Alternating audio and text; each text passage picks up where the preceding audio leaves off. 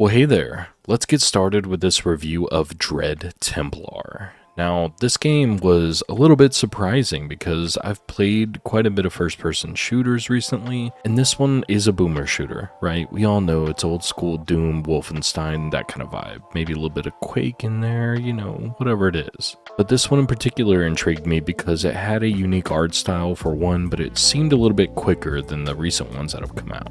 So when I saw it on sale, I grabbed it up and I enjoyed the first bit of it. To not get into too much right off the bat, it is a pretty damn good game. You go through it very similar to many other shooters out there of this genre, and you collect different guns, you go through different biomes, you have some slight story elements behind it, but it's all about picking up a new gun, maybe a new perk, a new type of way of killing the enemies right in front of you. And boy, does this game allow you to mow them the fuck down. Now, let's lead that into the story elements, which are very light. It's mostly about you, who is a Dread Templar, apparently, basically just getting revenge for your grandfather who was murdered by these monsters and creatures. It's very light on story. Between the chapters, you get a little bit of a cutscene and some written words out there with it voiced that sounds like it's from AI. I'm not sure if it really is, but man, does it sound like it's put through some sort of filter that makes it sound like it's read by an AI.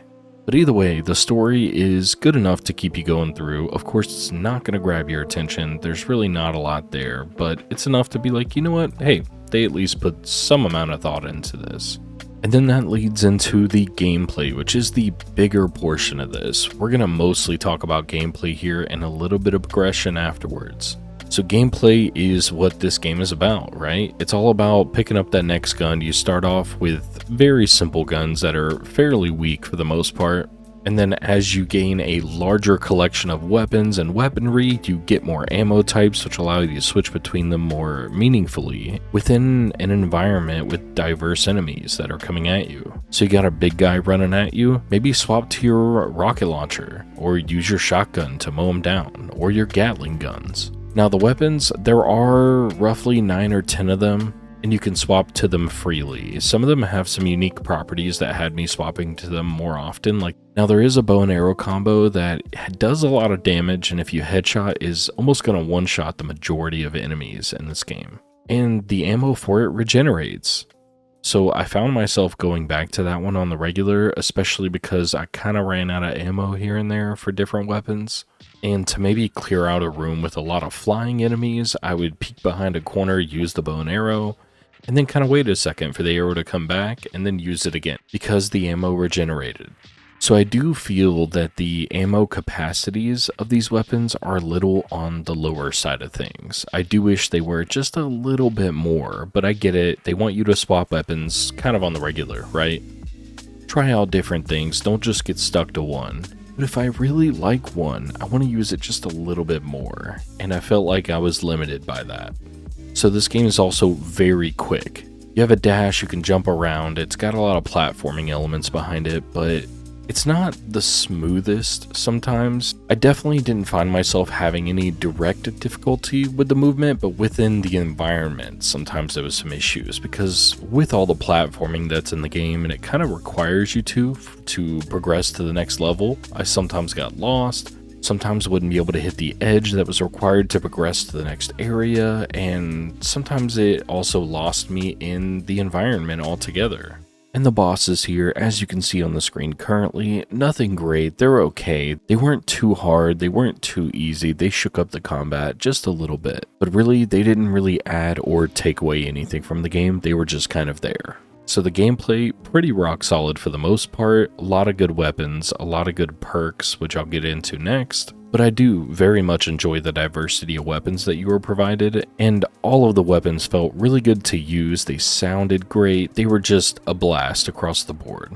Now, moving on to progression. So some of the weapons have alternative versions of themselves, which allowed you to kind of, I guess, determine which way you wanted to use the weapon better. Like the RPG could be turned into a shotgun style RPG. Instead of one large bullet going out and that causing damage, instead it was a spread shot. And they all did a lot less damage, but you could hit more enemies and have a wider radius of that hitting. My favorite example of this though is going to be with the dual pistols. Very early in the game, you get dual Uzis instead. Now, these dual machine guns do a lot less damage, but they of course fire much quicker. But then later on, through the progression of this perk tree, you can actually equip a very specific one that turns them into Gatling guns, which allows you to unload all 250 bullets within about 3 seconds. And that was pretty cool. Now again, not a huge amount of ammo, but if there was a larger enemy in front of me, or 2 or 3 of them, I could just unload this entire ammo magazine right into their forehead, and bam, they were gone. And that ability to choose was pretty unique, and I enjoyed having that diversity in a moment to be able to choose where and how I wanted to do it. Because you could just press a button on your keyboard and that would swap between the two. So if you wanted to go back to the dual pistols, you press a button, bam, you're back. But it does use the same ammo supply as the dual machine guns, so you gotta watch out. But getting more into the perk system, so the perks, you do these side missions sort of where you go into these other areas or sometimes at the end of a mission, and they will reward you with a perk upgrade. Now you need a few of them as you gain more upgrades to unlock the slot that allows you to insert the perks into. The perks themselves are also rewards from these side zones or the end of a mission. So really, if you're wanting to see everything the game has to offer, you're going to want to go to every side area, do every optional objective within that zone to unlock it, just to try everything out. But after you unlock a few of them, then you get a golden one. And that one kind of fundamentally changes how the weapon works. And the example of that is the Gatling gun one. That one very specifically was the only one that was like very dramatically changing, and there were others as well, and I either didn't retrieve them or just didn't choose to use them. But that one was the one that kind of stuck out to me, so I used it and it dramatically changed how I played and used that weapon. So although the perk and progression system for that is pretty basic for the most part, it really doesn't get more complicated than, hey, get this currency, unlock more perk points which allow you to unlock that slot, and then insert something into the slot, and that's about it.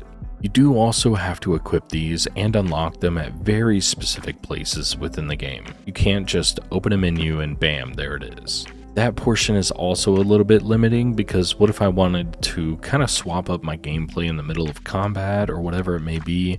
Well, you can't. You have to wait until you find this big statue that allows you to do so, which is always going to be at the beginning and maybe the end of a level, and then every once in a while they're kind of scattered in between. But that's going to be it for that portion of progression. I felt like I needed to elaborate on it a little bit more because it is something that matters, but it was very limiting. So on to next is the world and environments. And the world, of course, is this pixelated Doom-esque, style to it, which I found very charming. It was very detailed in some areas where the lighting was done just right, the colors kind of bounced off each other, and the enemies within the world, they fit very well. Multiple different types of enemies, which I did forget to bring up previously. There's probably like 25 different enemy types within the game. Some of them are just slightly harder versions or reskins of previous ones, but they're all different and unique, and they're all interesting. But the world remains pretty diverse throughout. You go to different zones, they all have their unique color schemes and biomes, and they're all done well for the most part. I don't have any complaints, but none of them kind of blew me away either. But the design of these worlds and how they were put together was done good enough that I didn't really see anything to complain about. So for that, I take it as a win. Then let's go into audio and music for this. The music is fucking crazy good in this.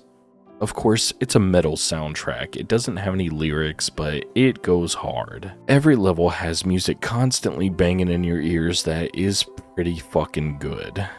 Now, me myself, I love rock and metal, so for me, I kept that shit blaring the whole time I was playing this game.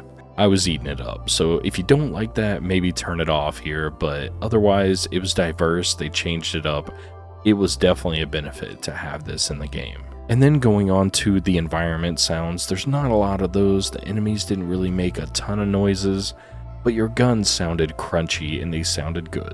And that'll lead us into the kind of biggest positives and negatives here, where overall, the gameplay was good. The progression system was also good.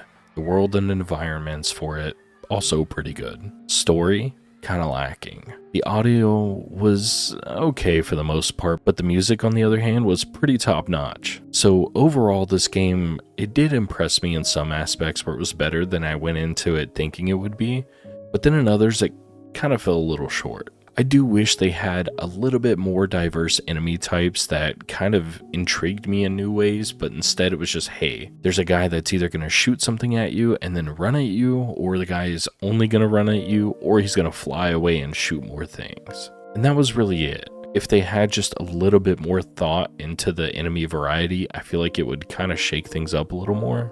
And then the audio behind it. I wish that the audio, specifically for the enemies, if they made just some weird different grunts or noises or whatever it was that, normal enemies make, that would be a lot more fun. Just like I shoot a guy in the face with the RPG and he goes or something like that, just something different. Instead, there was almost no audio from the enemy types, and instead it was just banging music. So hey, not too great, not too bad.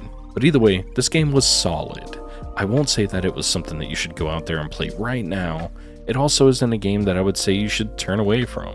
So if you're looking for something that's just pretty damn good for the most part, and you just kind of want to play a roughly 6 to maybe 8 hours, I say 6 on the shorter end if you don't really do any side content, and 8 hours if you do the majority of the side content, then you're going to have a good time. I would say pick this game up if it is on sale. I maybe wouldn't buy it at full price unless you're just really wanting a good boomer shooter. This game is normally retailing on Steam for $19.99, so 20 bucks basically, and I got it on sale for $8. So I think that's a steal. If you can find it for $10 or less, heck, 15 bucks even, this game is worth it. It more or less respects your time, and the cost versus the amount of time and fun that you get into it is worth it in my opinion. So go out there and try it. Maybe watch some other videos on it before you pull the trigger on it, pun intended, and yeah, go enjoy yourself. But either way, that's going to be it for me, and I'll see you next time.